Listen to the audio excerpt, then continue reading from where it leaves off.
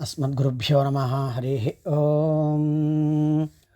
वषट्ते विष्णभास आकृणोमि तन्मे जुषस्वशिपिविष्टहव्यं सुष्टुतयो गिरो मे यूयं पात स्वस्तिभिः सदा नः। हरिः ॐ।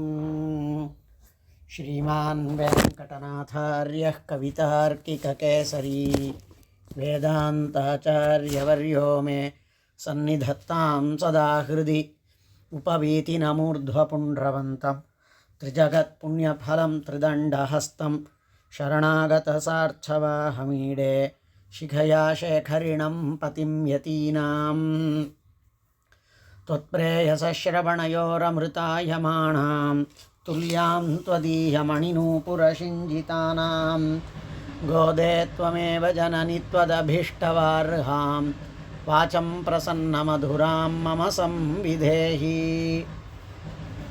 நமஸ்சர்வேபியः. திருப்பாவையிலே சரணாகதி என்கின்றதான விஷயத்திலே அடியேனுக்கு உபன்யசிக்க நியமனம். ததனுசாரமாய் கிஞ்சித் விஜ்ஞப்தி இங்கு அடியேனால் பண்ணப்படுகின்றது. மனுஷ்ய பிறவியை பெற்று கிடைக்கிறதுக்கு அரியதான அந்த மனுஷ்ய பிறவியை பெற்றவன் அவசியமாய் இந்த சம்சாரத்திலே அல்பசாரமாய் இருக்கக்கூடிய சம்சாரத்திலிருந்து வெளியேறணுங்கிறதான புத்தி வருவதற்கே ஒரு அனுகிரகம் வேண்டும். அதிலேயும் இந்த சம்சாரத்திலே அதிருப்தனாய் மோட்சம் அடையணுங்கிறதிலே அதிருப்தனாய் இருப்பானானால் அவன் நிச்சயமாக பக்தி யோகத்தை விட்டுவிட்டு பிரபத்தியை கை கொள்ளுவான்.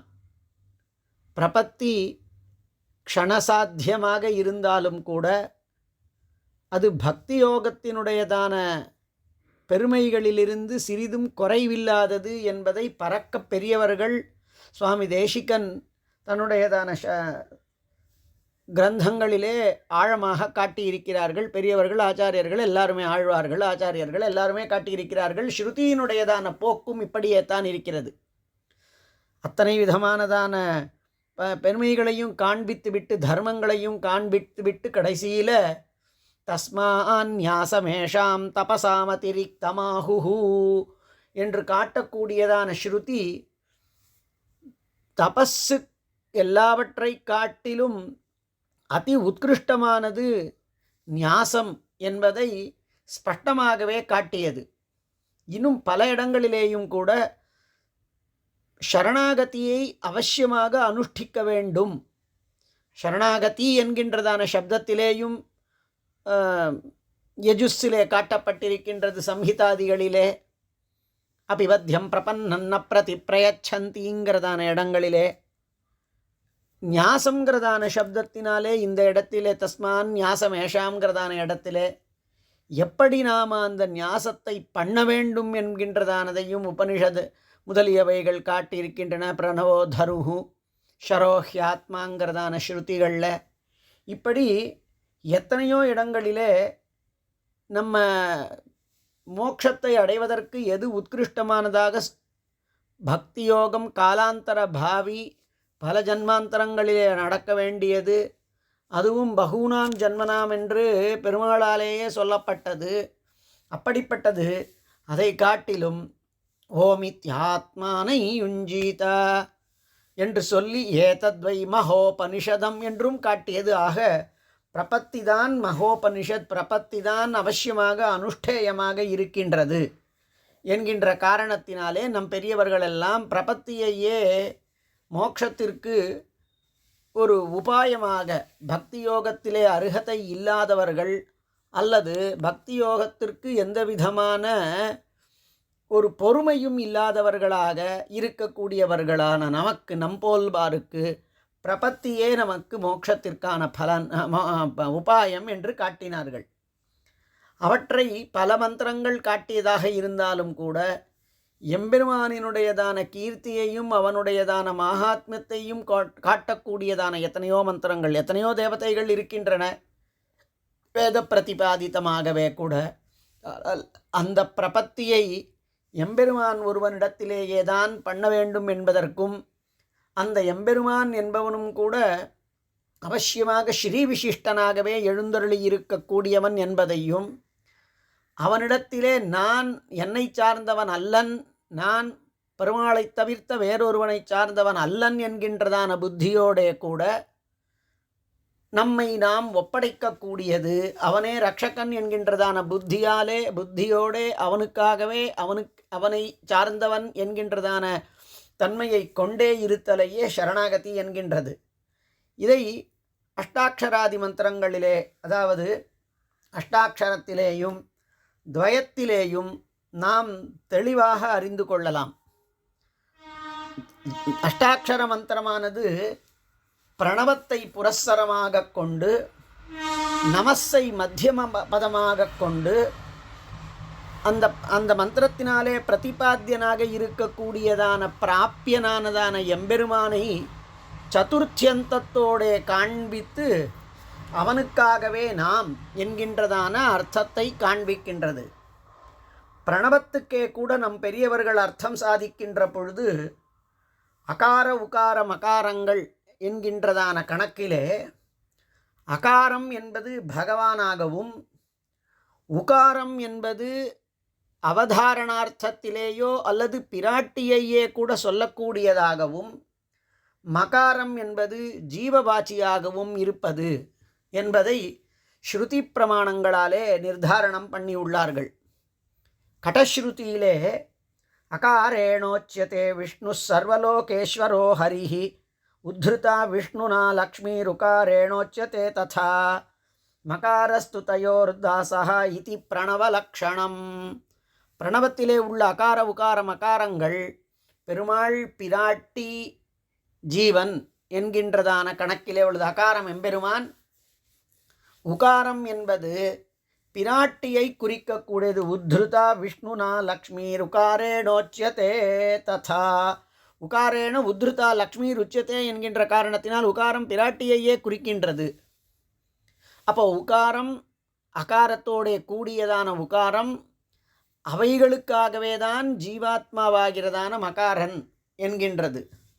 இங்கு அகார உகாரங்களுக்கு தயோர்தாசகா என்கின்றதான எந்த ஒரு ஷஷ்டியந்தமானது இருக்கின்றதோ அவர்கள் இருவரினுடைய என்பது பிரணவாதிகளிலே லுப்தங்களாக இருக்கின்றது. ஒருவேளை உகாரத்தை நாம் பிராட்டி வாச்சகமாக கொள்ளாமல், ஏனெனில் அகாரம் என்று எங்கெங்கெல்லாம் பெருமாள் சொல்லப்படுகிறானோ அந்தந்த இடத்திலேயெல்லாம் பிராட்டியும் சொல்லப்பட்டு விட்டாள் ஆன காரணத்தினால் பெருமாள் சொல்லக்கூடிய இடங்களிலெல்லாம் பிராட்டியையும் சொல்லிற்று என்கின்றதான கணக்கிலே ஸ்ரீ விசிஷ்டனானதான எம்பெருமானே தான் எப்பொழுதுமே குறிக்கப்படுகின்றான் என்கின்ற காரணத்தினாலே அகாரம் பிராட்டியுக்தனானதான பெருமாளையே குறிக்கின்றது என்கின்றதாக கொள்ளக்கூடிய இடத்தில் உகாரத்தினாலே அவதாரணார்த்தம் தெரிகின்றது. ஆக அ என்பது பிராட்டியோடு கூடிய பெருமாளையும் ஜீவத்தை மகாரமானது குறிக்கிறதாகவும், நடுவிலே உள்ள உகாரம் அவதாரணம் அந்த அகார வாச்சியனுக்கே என்கின்றதான ஒரு அவதாரணம், அவனுக்கே என்கின்றதான ஒரு அழுத்தி சொல்லக்கூடியதான அர்த்தத்திலே வருகின்றது. அப்போது அகாரம் தான், அந்த உகாரத்திற்கு அவதாரணத்திற்கு அவனே தான் அப்படின்னு அர்த்தம். அப்போது அகாரம்தான் ஜீவாத்மா என்கின்ற சொன்னால் அத்வைத்தம் போல தோன்றுகின்ற காரணத்தினால் இந்த அர்த்தம் பல ஸ்ருதி வாக்கியங்களுக்கு, பல பெரியவர்களினுடைய ரிஷிகளினுடையதான வாக்கியங்களுக்கெல்லாம் சேராத காரணத்தினால் அந்த அகாரத்திலே ஒரு சதுர்த்தியந்தமானது லோபமாக கிடக்கின்றது என்று லுப்த சதுர்த்தீகமானதான பதம் அகாரம் என்பது. அப்போ நான்காவது விபக்திக்கு அவனுக்கு என்கின்றதான அர்த்தத்தினால் ஆவிற்கு என்று அர்த்தமாகிறது. ஆ என்கிற சப்தத்தினாலே ஆவிற்கு தான், அப்போ அந்த ஊவினாலே தான் என்கிறதானது கிடைக்கப்பெறுகின்றது. அப்போது அகாரத்திற்குத்தான், அதாவது அகார வாச்சியனுக்காகத்தான் மகார வாச்சியனான ஜீவன் என்று இப்பொழுது இந்த ஓங்காரத்திற்கு அர்த்தமானது கிடைக்கப்பெற்றிருக்கின்றது. அகார வாச்சியாயைவ ஜீவஹா என்கின்ற காரணத்தினால் இந்த ஜீவாத்மாவானவன் தான் தனக்கு சுதந்திரம் என்கின்றதாக இல்லாமல் அந்த பிராட்டியோடே கூடிய யாதொரு அகாரபாச்சியன் உண்டோ அவனுக்காகவே தான் என்கின்றதான அர்த்தம் பிரணவத்தினாலே கிடைக்கப் பெறுகின்றது. அவனை தவிர்த்த பிறரிடத்திலே அவனுக்கு சம்பந்தம் இல்லாமையை காட்டுகின்றது. இப்பொழுது பிரணவத்திற்கான அர்த்தமாயிற்று. நமஸ் என்கின்றதான சப்தம் அடுத்ததாக. இதில் ம என்பது ஜீவாத்மாவை குறிக்கிறதாக சொன்னோம். ந மே, நான் என்னை சார்ந்தவன், எனக்கானவன் அல்லன், நான் என்னை சார்ந்தவன் அல்லன் என்கின்றதான நான் எனக்குரியவன் அல்லன், ந மே என்கின்றதான அர்த்தத்தினால் நான் எனக்குரியவன் அல்லன், தானே தனக்குரியவன், அதாவது தம் கையே தனக்குதவி என்கின்றதாக சொல்லக்கூடியதான விஷயங்கள் எல்லாம் நம்ம சித்தாந்தத்திலே சேராது. நாம் பெருமாளுக்காகவே இருப்பவர்கள். அப்போ ஸ்வதந்திராத்ம பிரமம், நான் என்னை சார்ந்தவன், நான் எனக்காகவே, தன் கையே தனக்குதவி என்கின்றதான தன்மை, தனக்குத்தானே சேஷி என்கின்றதான தன்மைகள் எல்லாம் ஏதும் இல்லாமல் ஸ்வதந்திராத்ம பிரமத்தை நிவாரணம் பண்ணுவதாகவும், அல்லது எம்பெருமானை தவிர்த்த வேறொருவனுக்கு நான் சேஷன் என்கின்றதான தன்மை, அதாவது அவனை தவிர்த்த வேறொருவனுக்கு தாசன் என்கின்றதான தன்மையையும் போக்கக்கூடியது. ஆக நமசப்தமானது ஸ்வதந்திராத்ம பிரமம், நானே தலைவன், நானே சேஷி என்கின்றதான தன்மையையும், அல்லது அந்யார்க சேஷம், அதாவது இன்னொருத்தருக்காகவே நாம் இருக்கின்றோம் என்கின்ற, பெருமாளை தவிர்த்த பிறருக்காகவே நாம் தாசனாக இருக்கின்றோம் என்கின்றதான இந்த இரண்டு பிரமைகளையும் போக்கடிக்கக்கூடியது நமசப்தம். நாராயண சப்தத்தினால் நாராஹா அயனம் யஸ்ய என்றும் நாராணாம் அயனம் என்றும், நரசப்தத்தினாலே ந ரிஷ்யதி என்கின்ற காரணத்தினாலே ஜீவாத்மாவை சொல்லி அந்த ஜீவாத்மாவோடு தொடர்புடையதானது என்கின்றதாக நாரசப்தம் வந்து அத்தனை நாரங்களுக்கும் அயனமாய் கதியாய் இருக்கக்கூடியவன் என்றும், நாரங்கள் அனைத்தையும் தன்னுடையதான சரீரமாக கொண்டிருப்பவன் என்றும் இரண்டு பட நாராயண சப்தத்திற்கு அர்த்தம் சொல்லி அதிலே சதுர்த்தியானது ஸ்பஷ்டமாக காட்டப்பட்டு ஓம் என்கின்றதான பிரணவமும் நமசப்தமும் நாராயண சப்தமும் சதுர்த்தியந்தமும் கொண்டதாக எந்த ஒரு அஷ்டாட்சர மந்திரமானது உண்டோ, இந்த அஷ்டாட்சர மந்திரமும் துவயமந்திரத்திலேயும் ஸ்ரீமத் கட்டிதமாக இரண்டு வாக்கியங்களாக எந்த ஒரு மந்திரம் இருக்கின்றதோ அந்த ஸ்ரீமத்வத்தோடு கூடியதான நாராயணனினுடைய திருவடிகளையே சரணமாக நாம் அடைகின்றேன் என்று சொல்லி அவனையே நாம் பற்றுகின்றோம். ஸ்ரீமத் சப்த கட்டிதமானதான நாராயணனுக்கே நமஸ்காரங்கள் என்கின்றதாக சொல்லப்பட்டிருக்கக்கூடிய எந்த ஒரு துவயம் உண்டோ, இந்த துவயத்திலேயும் கீழே சொல்லப்பட்டிருக்கக்கூடிய அர்த்தங்கள் இங்கு பிராட்டியானவள் ஸ்பஷ்டமாக காட்டப்பட்டிருக்கிறாள். அதே ஸ்ரீமன் நாராயண, இந்த இடத்துல நாராயண சப்தமானது ஸ்ரீமத் சப்த கட்டிதமாகவே காட்டப்பட்டிருக்கின்றது. அத்தனை அங்கங்களிலேயும் உத்கிருஷ்டமாக சொல்லப்படக்கூடிய அவனுடையதான திருவடிகளிலே சரணம் பற்றுகின்றேன் என்று சொல்லி மறுபடியும் ஸ்ரீமத்தத்தோடைய கூடியதாய் அவனுடையதான பெருமாளுக்கே நாம் நமஸ்காரங்களை செலுத்துகின்றோம் என்கின்றதாக உத்தர கண்டமானது இருக்கின்றது. இங்கேயும் பெருமாளுக்கு நாராயண சப்தத்தை சொல்லும் பொழுது பல வகைப்பட்டதான குணவிசிஷ்டனாக இருக்கக்கூடியதான எம்பெருமான் என்று காட்டி அந்த நாராயண சப்தத்திலே நாம் அறிந்து கொள்ளப்பட வேண்டியதாக சொல்லப்பட்டிருக்கக்கூடிய குணங்கள் யாவை என்னென்ன என்கின்றனவற்றை நன்றாக பெரியவர்கள் சுவாமி தேசிகன் தன்னுடையதான ஸ்ரீமத் சாரம் முதலிய கிரந்தங்களிலேயும் பறக்க காட்டியுள்ளார்கள். அந்த கணக்கிலே பிராட்டி பூமியம்சையான பிராட்டி பூமியினுடையதான சாட்சாத் க்ஷமா என்றும் பூமியம்சா என்கின்றதாகவும் சொல்லப்படக்கூடியதான ஆண்டாள் நாய்ச்சியார் தான் பூமி தேவியாக இருந்து தன்னை உத்தரணம் பண்ணுவதற்காக அன்றொரு கால் மானமிலா பன்றியாக எம்பெருமான் எழுந்தருளி வந்த பொழுது அவனுடையதான திருத்தோளிலே தன் கையை இட்டவளாய் அந்த ஸ்பர்ஷத்தினாலே லசத் கபோல பலகா புல்லாரவிந்தேக்ஷணா என்கின்றதான காரணத்தினால் அவளும் மகிழ்ச்சியிலே திளைத்திருக்க அவள் ஸ்பர்ஷத்தினாலே எம்பெருமானும் அத்தியந்தம் ஆனந்தாவிஷ்டனாக இருந்திருக்க, அப்பொழுது இந்த சுகம் நீடிக்க வேண்டும் என்கின்றதான கணக்கினாலே, இந்த சுகத்தினாலே கொல்லப்பட்டிருக்கக்கூடிய எம்பெருமான் பிராட்டியை பார்த்து ஏதேனும் வாக்கை நீ வரமாக பெறுவாயாக என்று கேட்டிருப்பதாக ஸ்ரீமத் வராக புராணம் காண்பிக்கின்றது.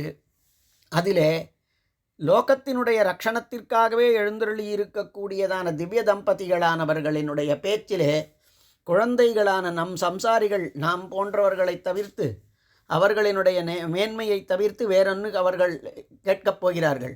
ஆக பிராட்டி சுலபமாக இந்த பிரபத்தி மோக்ஷம் என்கின்றதான வழிக்கு குழந்தைகளுக்கு, அதாவது சம்சாரிகளுக்கு மோட்சம் அடைவதற்கு பிரபத்தி பக்தி என்கின்றதான ஒரு பாரமான காரியத்தை விட்டுவிட்டு அவர்கள் கடைத்தேறுவதற்கு மிகச்சிறந்ததான சுலபமான உபாயத்தை நீர் சொல்ல வேணும் என கேட்க, உடனே பெருமாளும் நாம சங்கீர்த்தனம் புஷ்பைரர்ச்சனம் சரணாகதிஹி என்று 3 உபாயங்களை காண்பித்தான்.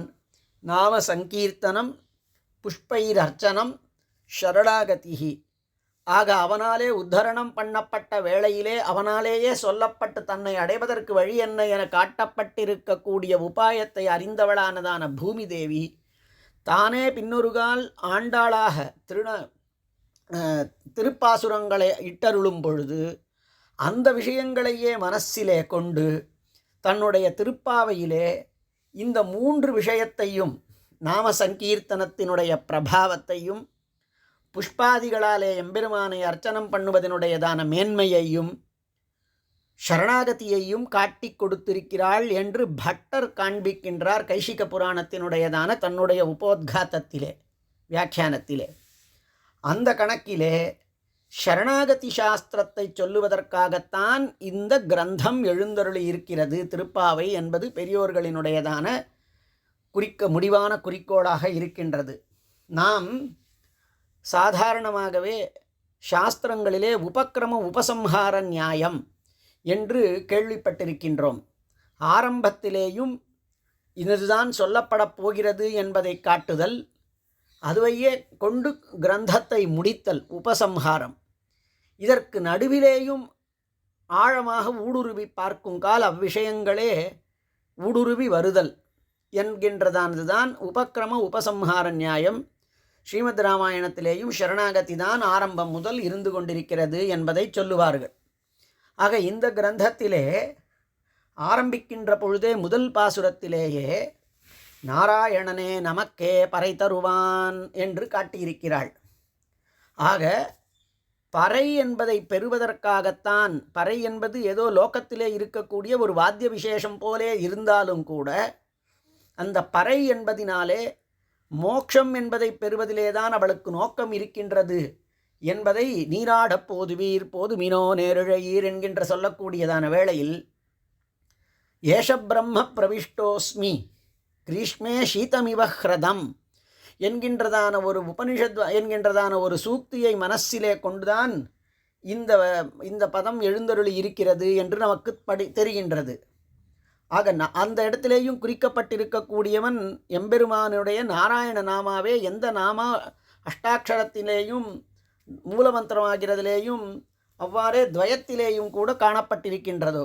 அப்போ ஆரம்பத்திலே நாராயண நாமா, அதிலே அவன் ஒருவன்தான் பிராப்பியன், அவன் ஒருவன்தான் நமக்கு மோட்சப்பிரதான சக்தன் என்கின்றதான அர்த்தத்திலே நாராயணனே என்கின்றதான ஒரு ஏவகாரம், அதாவது ஏகாரம், அவன்தான், வேற ஒருத்தன் உபாசியன் அல்லன் மோட்சத்திற்காக என்கின்றது.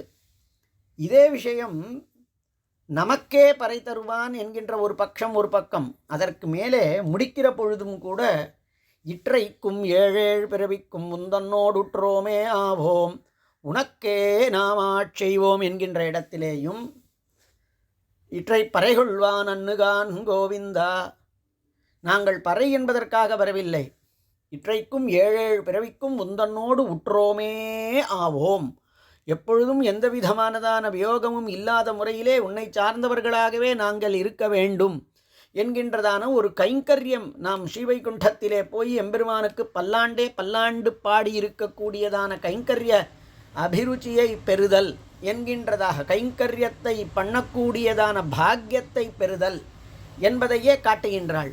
ஆக பிரபத்தியினுடையதான பலபூதமாக இருக்கக்கூடியதான எம்பெருமானுக்கு நித்திய கைங்கரியத்தை எந்த விதமான குறைவும் இல்லாமல், மனசு கோணலும் ஏற்படாமல், எந்த விதமானதான கேதமும் இல்லாமல் செய்தலாம். பிரபத்தியினுடையதான பலன் அதை ஆரம்பத்திலே காட்டினாள், கடைசியிலேயும் அதை காட்டுகின்றாள், உபக்கிரமத்திலேயும் உபசம்ஹாரத்திலேயும். ஆனால் அது யாருக்கு கிடைக்கப் பெறும் என்றால் நமக்கே பறை தருவான், நமக்கே எம்பெருமானையே எல்லாம் என்று இருக்கக்கூடிய அந்நியசேஷத்த புத்தி இல்லாதவர்களும், எனக்கு நானே என்கின்றதான சுவாத்ம சுதந்திராத்ம பிரமம் இல்லாதவர்களுமானவர்களுக்கே கொடுப்பான் என்கின்ற காரணத்தினாலே சரணாகதியை சொல்லுவதே இவளினுடையதான குறிக்கோள் என்கின்றது நமக்கு தெரிகின்றது. நடுவிலேயும் கூட கீழே நாம் சொல்லும் பொழுது நாராயண நாமாவை துவயமாகட்டும், ஸ்ரீமன் நாராயண அந்த மூல மந்திரத்திலேயும் கூட காணப்பட்டிருக்கக்கூடிய நாராயண நாமாவிலே பல குணங்கள் நாம் அனுசந்திக்கப்பட வேண்டியவைகளாக இருக்கின்றன என்று காட்டப்பட்டுள்ளது. அந்த குணங்களை கொண்டிருக்கக்கூடியதான நாமாக்களை பிராட்டி அடுக்கி இருக்கின்றாள்.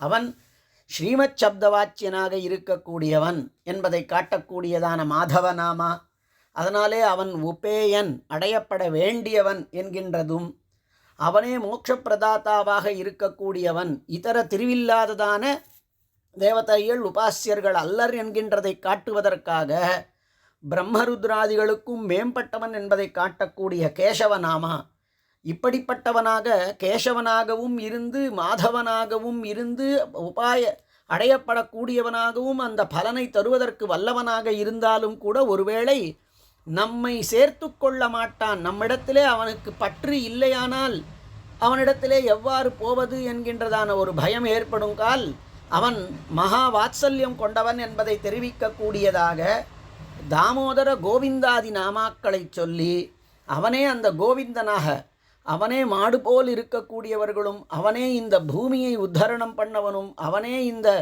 இந்த வார்த்தைகளை சொல்லி நமே மோகம் வச்சோ பவேத் என்கின்றதான காரணத்தினாலே இரண்டாவதாக ராமோத்விர் நாபிபாஷத்தே என்று தான் சொன்ன வார்த்தைகளை மாற்றாதவன் என்கின்றதாக சொல்லக்கூடியதான கோவிந்தாதி நாமாக்களினாலேயும் அவனுடையதான குணவிசேஷம் பறக்க காட்டப்பட்டிருக்கின்றது. நாராயண சப்தத்திலே உள்ளதான குணங்கள்.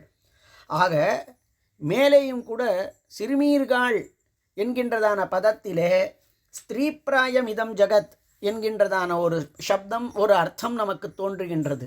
ஆக ஸ்திரீப்பிராயமாக இருக்கக்கூடிய லோகத்தவர்களே, நீங்கள் மோட்சமடைய விரும்புவீர்களாகில் அவசியமாய் உபாசியனாக இருக்கக்கூடியவன் ஸ்ரீமத் சப்த வாச்சியனாக இருக்கக்கூடியதான நாராயணன்தான். அவனேதான் நம்போன்று இருக்கக்கூடியவர்களுக்கு, அவனே எல்லாம் என்று இருக்கக்கூடியவர்களுக்கு சேஷத்துவ புத்தியை நன்றாக கொண்டு அவற்றை அனுஷ்டிக்கக்கூடியதான நமக்கு மோட்சத்தை காட்டுவான் என்கின்ற அனுகிரகிப்பான் என்கின்றதான அர்த்தம் காட்டப்பட்டிருக்கின்றது. நடுவிலேயும் கூட இந்த அம்பரம், உந்து, குத்து, முப்பத்து என்கின்றதான பாசுரங்களினுடையதான அமைப்பு கூட ஒரு விதமானதான அழகு. இதே விஷயத்தை அந்த பாசுரத்தினுடைய அமைப்பினாலேயும் கூட நாம் உணர முடிகின்றது. அம்பரம் சப்தத்தினாலே அகாரமும் அடுத்ததாக உகாரமானதும், அம்பரம் உந்து அடுத்ததாக குத்து. இப்போது அகாரம், அகாரத்திலே பிராட்டியும் சொல்லப்பட்டிருக்கிறாள் என்று கீழே கூறப்பட்டது. அந்த பிராட்டி உகார சப்தவாச்சியானதான பிராட்டி, அந்த அந்த கூ என்பது அகார சப்த வாச்சியனுக்கே ஒரு லுப்த சதுர்த்தீகம் என்று சொன்னோம். 4வது விபக்தி லோபமாகி இருக்கிறது என்று. அகார உகார மகாரங்கள் 30 மகாரம் இருக்கின்றது. நடுவிலே உள்ள குத்து என்கின்றதான கூ என்பது 4வது விபக்தி லோபம், மந்திரத்திலே லோபமாக இருக்கக்கூடியது பிரணவத்திலே இங்கு ஸ்பஷ்டமாக காட்டப்பட்டது.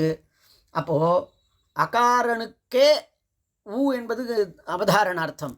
அப்போது அகார சப்த வாச்சியனுக்கே மூ, அதாவது மகாரத்தினாலே சொல்லப்படக்கூடியதான பிரணவ சப்த வாச்சியன் என்பது இங்கு காட்டப்பட்டிருப்பதாக பெரியவர்களினுடையதான வியாக்கியானங்களிலே கிடைக்கப்பெறுகின்றது. அப்போ பிரணவத்தினுடையதான ஒரு தன்மையும் காட்டப்பட்டு எம்பெருமானினுடையதான உபாசியத்துவம், அவனுடைய ஸ்ரீயப்பதித்துவம், அவனுடையதான மோட்ச பிரதாத்திருத்துவம் முதலியதான குணங்களும் காட்டப்பட்டன. இவற்றை அனுஷ்டிக்கக்கூடிய பிரகாரம் எப்படி என்றால், பொதுவாகவே நம்முடையதான சித்தாந்தத்திலே ஆச்சாரிய முகேன ஆச்சாரிய நிஷ்டைதான் பிரபலமாக இருந்து வருகின்றான காரணத்தினால், ஆச்சாரிய முகேன நாம் இவற்றை அனுஷ்டிக்கிறோம் என்கின்ற காரணத்தினால், பட்டர்பிரான் கோதை என்று தான் என்ற விஷயத்தை பெற்றாளோ, அல்லது எம்பெருமானிடமிருந்து நாம் பூமி தேவியாக இருந்து எந்த விஷயத்தை பெற்றாளோ, பட்டர்பிரானாகிறதான தன்னுடைய திருத்தகப்பனாரிடமிருந்து தான் எந்த விஷயங்களை கேட்டு அறிந்து கொண்டிருக்கின்றாளோ, அதன் மூலமாய் நாமும் ஆச்சாரிய முகேனைவ இவற்றை அனுஷ்டித்து பலனை பெறுதல் சுலபமானதாக இருக்கும் என்கின்றதான ஒரு தாத்பரியத்தையும் காட்டி, இப்படி சரணாகதிக்காகவே இன்னும் ஸ்வாபதேசார்த்தத்திலே ஒவ்வொரு பாசுரத்திலேயும் அந்தந்த பதங்களிலே காட்டப்பட்டிருக்கக்கூடிய நேரிழையீர் என்கின்றதான பதமே கூட சகலவிதமானதான ஆபரணங்கள், ஆபரணம் என்பது குணங்களையே ஆபரணங்கள் என்று கூறுகிறோம். அந்த குணங்களானவைகள் பூக்களாக காட்டப்பட்டு, அஹிம்சா பிரதமம் புஷ்பம், புஷ்பம் இந்திரிய நிகிரகா முதலியதான குணங்களாம் புஷ்பங்களாகிறதான ஆபரணங்களை கொண்டிருக்கக்கூடியதான ஜீவாத்மாவிற்கு இந்த பலன்கள் எல்லாம் கிடைக்கப்பெறும். ஆனால் சாஸ்திரத்தில் எந்த விதமானதான குணமே இல்லாதவனாகவே இருந்தாலும் பிரபத்தி அனுஷ்டித்தால் பிரபத்தி அவசியமாக பலிக்கும் என்பது ஒரு பக்கம் இருந்தாலும் கூட, குணவிசிஷ்டாளாக சல்கல கல்யாண குணங்களோடையும் கொண்டு அவன் உத்தர கிருத்தியத்திலேயும் எப்படி இருக்க வேண்டும் என்பதவற்றையெல்லாம் தெரிவிக்கக்கூடியதாக எந்த ஒரு சாஸ்திரமானது உள்ளதோ, அந்த சாஸ்திரத்தினுடையதான விஷயங்களை தன்னுடையதான கிரந்தத்திலே தான் பெற்றவாறே இந்த லோகங்களெல்லாம் பெற்றுய்ய வேண்டும், எம்பெருமானிடமிருந்து தான் பூமியாக பெற்றவற்றை இந்த லோகம் பெற்று உய்ய வேண்டும் என்பதற்காக பாடிக்கொடுத்த நாச்சியாராம் பிராட்டியார் இந்த விஷயங்களை தெரிவித்தார். சரணாகதியினுடையதான விஷயத்தை தெரிவிப்பதற்காகவே இந்த கிரந்தம் எழுந்தருளி இருக்கின்றது. அதனுடையதான தாத்பரியத்தை ஒவ்வொரு பதத்திலேயும் கூட பெரியவர்கள் காட்டியிருக்கின்றார்கள், ஸ்வாபதேசம் முதலியதான அர்த்தங்களிலே. இப்போ சரணாகதியே நமக்கு சார்பு, அது நமக்கு ஆச்சாரியமுகேன லப்யமானதாக இருக்கிறது. அது பிராட்டியோடு கூடியதான எம்பெருமானிடத்திலே பண்ணி அடையத்தக்கது. அதிலே நாம் கல்யாண குணங்களோடே கொண்டவர்களாக, நம்மளுடையதான துர்குணங்களை கைவிட்டு குணங்களோட கூடியவர்களாக இருந்து எம்பெருமான் திருவுள்ள உகப்பிற்கு சேர நடந்து கொண்டு, உத்தர கிருத்தியத்திலேயும் சரணாகதி ஆன பிறகும் எல்லா விதமானதான கூடாத குணங்களை கைவிட்டவர்களாக இருப்போமானால் நமக்கு அவசியமாக பறை என்கின்றதான மோட்சம் கிடைக்கப்பெறும் என்பதாக சொல்லுவதற்காகத்தான் இந்த திருப்பாவை எனும் கிரந்தமானது அவதரித்திருப்பதாக பெரியவர்கள் காட்டியிருக்கின்றார்கள். அந்த விஷயத்தை யதாமதி யதா காலம் கிஞ்சித் விஜ்ஞப்தம் அடியேனால் அதிலே உள்ளதான குணங்களை எல்லாம் பாகவதர்கள் ஏற்றுக்கொள்ள வேண்டியது என்று சொல்லி ஆண்டாள் திருவடிகளுக்கு பல்லாண்டு பாடி நிறுத்திக் கொள்ளுகிறேன். கவிதார்க்கிக சிம்ஹாய கல்யாண குணசாலினே ஸ்ரீமதே வெங்கடேஷாய வேதாந்த குரவே நமஹ.